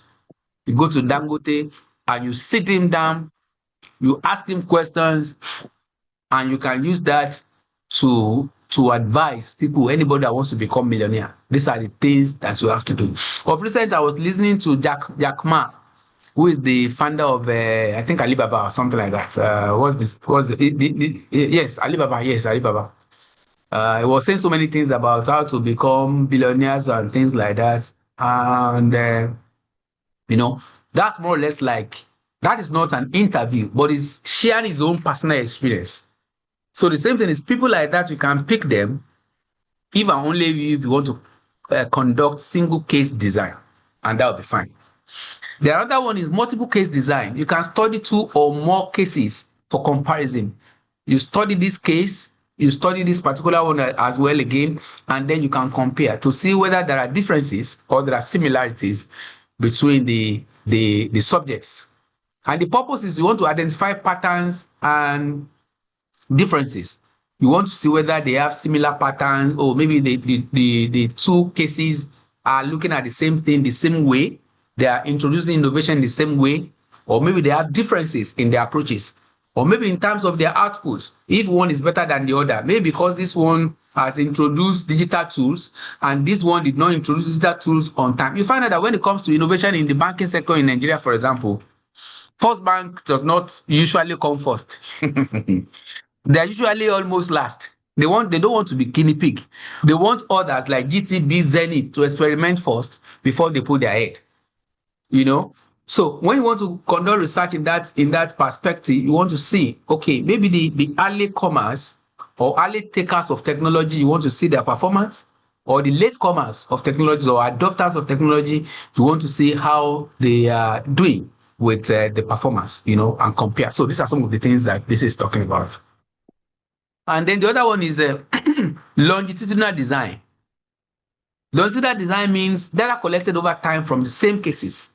You collected a set of data last year, same time last year, on a given number of subjects, your respondents. You are repeating the same research on the same number of people, the same subjects, 1 year after, 6 months after, 3 months after, and you want to put it side by side to see whether there will be any change, whether there be changes in development and things. It could be when people, it could be drug administration. You administer a set of drugs to some people last year, and you want to monitor the difference by possibly applying the same drug again on another set, on the same group this year, and then see what has happened to them in terms of the responses, the way they respond to that drug and things like that, and different areas that you can think about. So this is what we refer to as longitudinal design. So if any examiner is asking you to give description of some of these designs, these are some of the things we will expect that to put forward. So this is to track progress, captures evolution over time, to see what has happened and things like that, and then to also study employee morale in a company over 5 years, for example. Take, for example, also in a company, you want to see the responses or the way people carry out their duties in organization over time. You can also check what has happened 5 years ago, and you are checking another, maybe last year, you are benchmarking it with the same instrument this year, and at the end of the day, you can see what has happened, whether they are doing well, they are doing better, or their morale is coming down. And from there, you can tell of what to do. You can advise the management. It's like your guys are not doing well again. No. Why? Because people that have been very hardworking in the past, they are no more doing it now. Why? Because they may not have done one or two things that they needed to do. And that will inform policy for that organization. As we are about to round up, let's look at some few sampling techniques. And I think I mentioned some of these the other time. I think I talked about purposive sampling, which has to do with targeted expertise or targeted audience. You already have the target that these are the people I want to go and deal with. You are purposive. It's like you are already determined. That's the word. You have it in mind that you want to go and conduct a research. You go to the university where you are not just going to talk to anybody, but you want to talk to teenagers. As undergraduates, we have people that are 30, 35 and more than that. So when you get to undergraduates, you already see somebody who is wearing beard and some of his hair is already turning green. From there, you know that this is not a teenager. This is not my target. So you won't even talk to that person. That's because you're already purpose, or you have a purpose. Your research, your approach is purposive in nature. It could be some other criteria anyway. It could be maybe you just want to talk to young adults, or you only want to talk to male that are growing beards, something like that, and things like that. It all depends on what you want to achieve with your research. Then convenience, like I said, based on availability, public rally interviews, people that are available to your research, people that are available for you. And another one is snowball. Snowball is very, very important. It is referral based. And what are we talking about? Snowball is, you don't know the audience. You only know one or two. You go to that, when you get to the field, you just go to one or two persons that will know that they have your criteria. On getting there, please, I want to interview you, and you have done the interview, you have carried out the interview, carry out your data and all of that. Can you tell me who else has this kind of characteristic within this same environment? Mama Yalagbaja, go to that next house. You will see another widow there. It's like you are conducting a research among widows. When you go to, you don't know all the widows in Ile-Ife. You don't know where they live. And once you approach and you already have an information about a widow, where she lives and things like that, I talk to the widow, please, I just want to find out, since you lost your husband, how have you been living and things like that. Once you are done with that person, can you please tell me, do you know any other person who has also lost his husband in the last 5 years? And maybe they used to have association or meetings, say, yes, so go to Tamedu, she's over there. And when you get there as well, the woman, once you're already done with, please, do you know another person who I can talk to? Go to Yalagba, maybe it's referring to you to where you're coming from. Say, I'm just coming from there. Hey, can you tell me another person? Okay. When you get to the next street, the first 3 houses, you knock on the door, you will see the house is painted green. You will see another person there. So that's what we call snowball. And then the other one here is we are considering sampling techniques. The other one here is clustered. You divide and sample within the cluster. It's like you say that, okay, you get to Osun State or you get to Ile-Ife, for example, and then you break the schools. You want to go carry out research in schools. And you now break them down to local government areas. Okay, fine. Ife East, that's a cluster. Ife North, Ife Central, Ife South. You break them into clusters. And then from each of those clusters, you can pick your samples from each of those clusters. Then the other one is quota, fixed category of numbers. Whether you want to say that, okay, as I'm going to carry out this research, faculty by faculty, I'm going to pick 50-50, no cheating. I'm going to pick 50 male and 50 females, and I'm going to carry out my research. You already predetermined that, predetermined the quota you need for your research. And these are some of the few sampling techniques you can approach, you can use. Then sampling size, like I said, people ask questions about based on question of depth and resources. What will determine your sample size is the depth of what you want to carry out and the questions you are asking. The question you are asking in your research.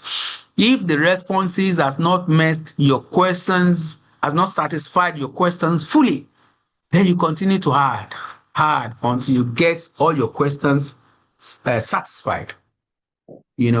So, but usually typical size of qualitative number is between 10 to 30. And then, but if you use focus group approach, you are expected to have in a group, the focus group, in each group, the participant must not be too many, because when you have like 10, 20 people in a focus group discussion, then to make a mess of the exercise. So it is usually advised that to go for 6 to 10 people rather in a group, and then 4 to 6 groups or clusters of groups in your research. When you are doing focus group discussion, have nothing more than 10 people in a group that will respond to your queries, and have between 4 to 6 groups that will be sufficient for your qualitative analysis. And you have to aim for saturation and not quantity. It's not the number that counts when it has to do with qualitative study, but the saturation when it has reached saturation. Almost the last, but not the least now, is about ensuring rigor in qualitative research. I mentioned Dibo during the JAMB scenario the other time that they did not do what we call qualitative, my assumption, or my observation rather, is that they did not do what we refer to as quality assurance. Thank you. They did not do their quality assurance. And so you as a researcher as well, you have to ensure rigor in your qualitative research. So triangulation is one of the approach, which refers to the multiple data sources to enhance validating of your findings. Gather data in so many places, both secondary data and primary data, to ensure that your findings is apparently saying what is already known. It could be something that is also not known, but then there must be some facts that have existed. There is no new research. Let me use that word. There is nothing that is happening now that has not been done on the surface of the earth. So ensure that you garner sources, to match with your data, to ensure that the findings, your findings will have footings. Your research may be new, but I'm sure there will be some theoretical backing for your findings, for your output. So this is what this is saying. Then also ensure that member checking, participants verify findings for accuracy and trustworthiness. ensure that the people that are your co-researchers also verify findings. You find out that when we go out for quantitative research, for example, most people will not complete part of that questions and they will just collect it. But by the time they will get back and they want to collect it, they will now find out that 1, 2, 3, 4, or 5 of those questionnaires are not usable because they did not check to ensure completeness of the questionnaires.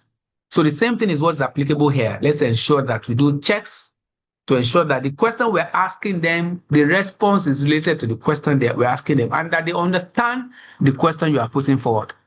The last one is reflexivity. Researchers must acknowledge their biases through self-awareness. You must acknowledge your biases regarding the research you are trying to carry out. Then the other one is data analysis. This data analysis, I'm not going to say much about that because this particular part is going to be handled by, I think, Professor Aranciola May and some few other people that will join him to do that. So I've just mentioned a few things there that we do when it has to do with analyzing qualitative research. One of the things that we do, I think I mentioned it the other time, is thematic analysis. After you have gathered your text, you have analyzed it, you want to group them into themes that you want to discuss. So we call that thematic analysis. Core segments, and then you want to identify different patterns, maybe words or texts that are talking about finance, or some of those that are talking about learning. There could be some that are talking about maybe background or beliefs and all of that. So all of those things, you collate them together, because when you interview one person, like maybe you have one interviewee saying one thing, you have another interviewee also saying another relevant things, the third one, the fourth, the fifth, and the sixth, up to the 10th, for example. And you now analyze all their text. You have to collate all the text that are talking about maybe funding and some of the things that influence their use or non-use or not adoption of a particular tool.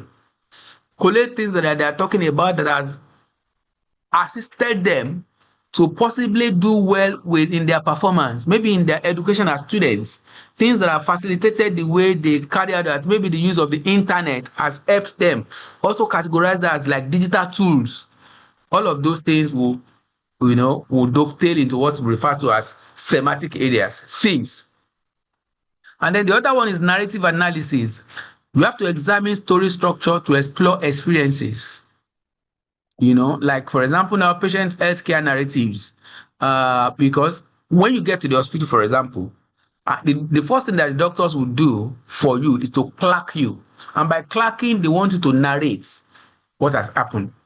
They want you to narrate what has happened to you. As you are doing your narration, they are picking their points. So you have to examine story structure to explore experiences from your interviewees. Another one is content analysis. Count data occurrences to quantify qualitative data. You can also do quantitative within qualitative data. And this is saying that when you have harvested your text, all the conversations, all the interviews, you have converted, you have transcribed them to text, and you want to see what are these people talking about. Maybe a particular word is frequently mentioned. So you can put a number in terms of the frequency or the count of that particular word in your analysis. So this is what you can do. And these are some of the things that can facilitate your content analysis. Also context as well. The discussion may even be about the context.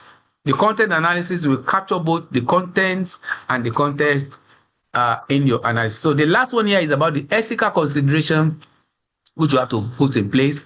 This will be definitely dealt with by other professionals, other lecturers as we go on. But then the first thing that is very important is you must have informed consent. Clearly study purpose and voluntary participation. Don't force your respondents. Seek their consent. Oh, sir, this is what I want to carry out research on. This is what I'm working on. And every information we are going to gather here will be used primarily for the study. And then anonymity and confidentiality. As you gather their data, don't put their names. Don't reveal how much they make per time. As you display your your results. Don't map the names of people or respondents to your research.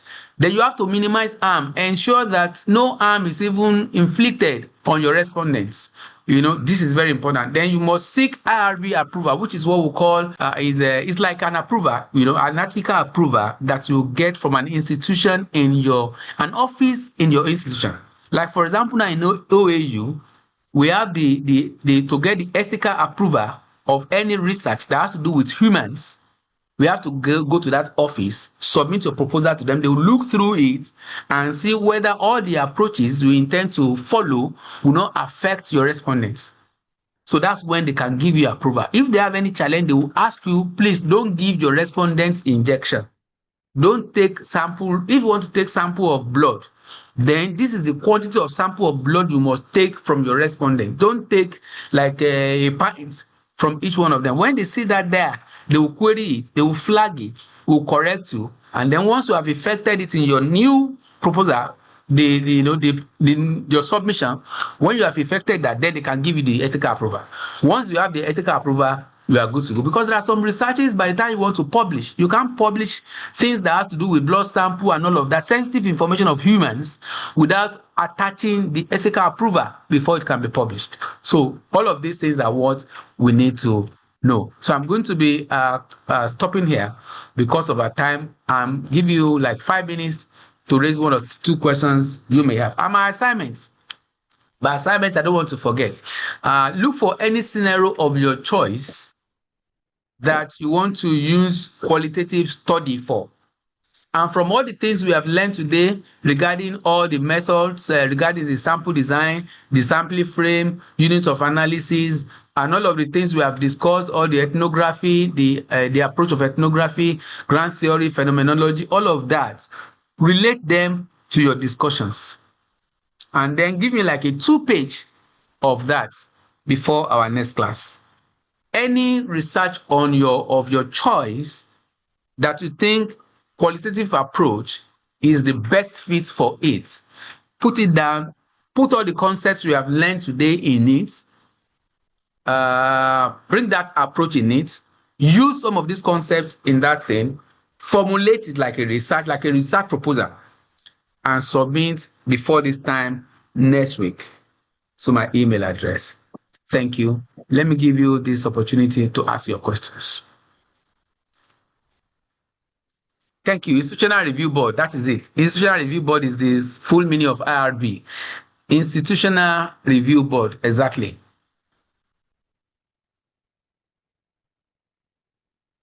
Yes, questions? Thank you so much, Doctor. Yeah, thank you so much, sir. My name is Agola Rumi from Quantity Surveying Department. Okay. I want to really appreciate this resourceful and impactful lecture, sir. Please, I want to clarify the differences between this purposeful sampling and quota sampling, sir. Okay, purposive, like I said, you must have determined within yourself in your research that I am going to the field, I am only going to talk to respondents between the age 20 and 30. That's the purpose.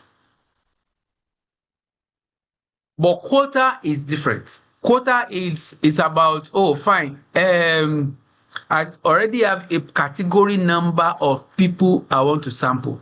Once I am done with that number, the rest is history. I don't need the rest of the people again. Maybe I want to carry out research in all faculties in OAU, and I have proposed that within myself, I only need maximum of 20 people. Once I have sampled people in Faculty of Tech, that is all. My friend will say, please, I want to be part of it. No, you've already taken that 20 and you are good to go. Do you get that? So clear. Yeah, so clear. Thank you. Thank you so much. Good afternoon, sir. Good afternoon. Thank you very much for the lecture. It's not only been impactful, it's also been very enjoyable. Thank you. The question I have is about saturation. About? You explained that saturation. Okay, that's fine. Yes, you explained that once we get to a point where we have no new things emerging, then we reach saturation and we can stop adapting. Yes. My question now is that, and then you said that there is we don't quality. Mm. So my We couldn't question hear now your is, question. Can you go back on your question, you please? We said lost that, you at that point. oh, okay. You said that we also do not need to predetermine our sample size in qualitative research. Yes. So my question now is, okay, how do we know at what point where we think that there are no new things, do we stop? Because I was just wondering, what if at that point we had like two more people that are giving us the same things, but in the entire, in the sample, in our sample size now, or how do I, probably there are two people that can give us new things. But how do we determine And that yes, out of the people we have not sampled, there will be no new thing coming forth? okay, that's a good one. Now, if you have sampled like 10, for example, and they have all given you, related information, new data coming out from at least one, two, or three of them, and then you pick the 11th person. So the 11th person is giving you now find out that new information that is coming in is dwindling, is coming down. Okay, fine, you still move on. You won't stop at that point. You pick the 12th person, and you find out that this thing is diminishing further. There's no new thing. You are going and people in down. Okay, don't worry, you won't stop at that. You still do it, try the next person. When you try the next person again, you find out that you're almost the same thing that the last person that you interviewed, almost the same thing, almost about 90-something% of what he said is what this person is repeating at different times. You already know that they are getting there. You move to the next one, depending on your number. If depending on what the number that you have already, you move to the next one. Once you get there, the next one is also give you almost the same thing. Then you stop at that. Because if you continue to do that and you're having like almost 99% repetition, then what is the need? You will just be wasting your energy and wasting your saliva. So it is at that point that we are advised that you have reached saturation. Do you get? Okay, sir. Hello, sir. Okay, thank you very much, sir. You're welcome. Hello, sir. Yes. Good afternoon, sir. On the saturation. Thank you for the insightful lecture, sir. Hello, good afternoon, sir. Yes, Thank we are you for with the you. insightful. Yes, sir. Thank you. Thank you for the insightful lecture, sir. My question is on the assignment. Okay. Yes, sir. Are we to formulate a topic for the assignment? Yes. Or we just look for a study area and sample size? All of those components have to be there. Think about a research you want to carry out. So we'll formulate a topic. You formulate a topic that you think qualitative approach will be the best for it. Okay, sir. Okay, sir. Yes. Thank you very much, sir. You're welcome. Yeah. Thank you, sir. Prof. I have two questions, sir. Hello, sir. Yes, Thank you for go that. on. On the assignment, is it a double space or single space? Single space, new. Single space, 2 pages. 2 pages. All right. Max. And it's not, wait. It's not something you generate with ChatGPT. If you generate with ChatGPT, 0. Sir, please, I want to say that you kindly help us to drop the question and the email. There is no question I'm dropping. I've described the questions to you. It's not a single question. Your own response will be different from your neighbor's whatever. It is you that will think about your title, the research you want to carry out. Do you get?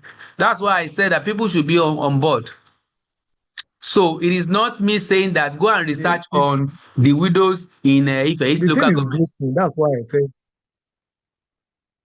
the thing is breaking. I'm here now. I cannot really pick the entire sentences you just mentioned. That's why I said if you can help us to place it on the platform. The thing is breaking. Okay. And even the mail. All right. Thank you, sir. Yeah. Thank you, Prof. Sir. Thank you, sir. You're welcome. Saturation. Sir, I want to know if one is around out of time and finances to get to saturation. Is there any way we can actually undo that, sir? No, because that would diminish your research. Nobody wants to know whether you have financial challenge. That would diminish your research, and it would diminish the reliability and the trust in the research. You must be ready before you say that you want to conduct a research. So don't say because of financial constraints, you will now stop before you get to saturation.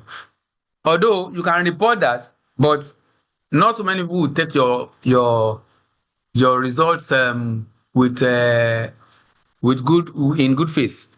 Not so many people will take you serious, and you don't want to do that. You want to go to the government and tell them do this, do that. You cannot be emphatic because you already have a challenge. They will tell you that you may not have captured some important respondents, and you don't want that to happen. Thank Do you get that? Yes, sir. Yes, good. Thank you, sir. Thank you so much, sir. Thanks. You're Sir, welcome. please, my Please give a recorded version of this class. Well, I will try. We have the videos truncated in many places. I will take time to see I can get them and match them together and then make it available to us. Okay, sir. Even if it's not merged together, we can work with it. No, just for reference. that will be scattered. I want it matched and then provide a single one because people will be asking so many. Please, where is the part for the saturation? Where is the part for sampling?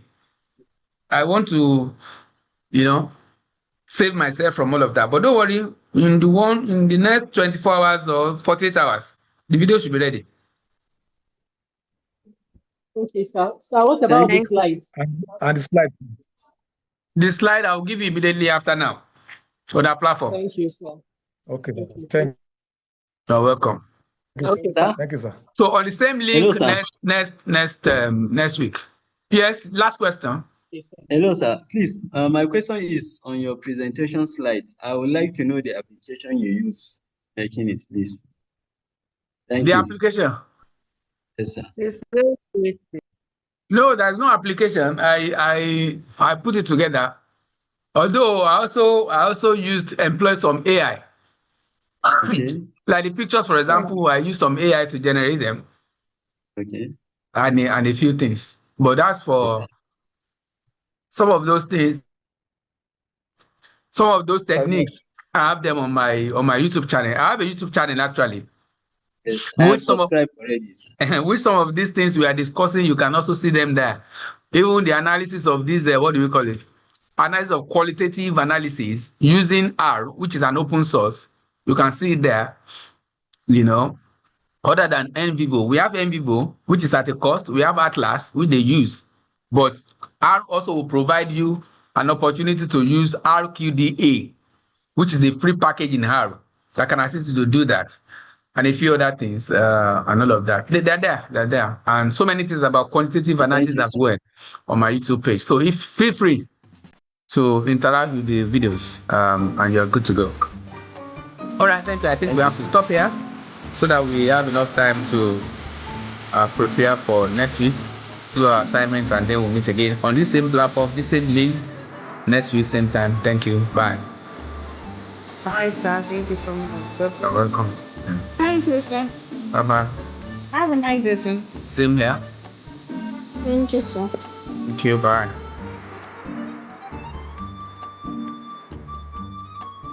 It's okay.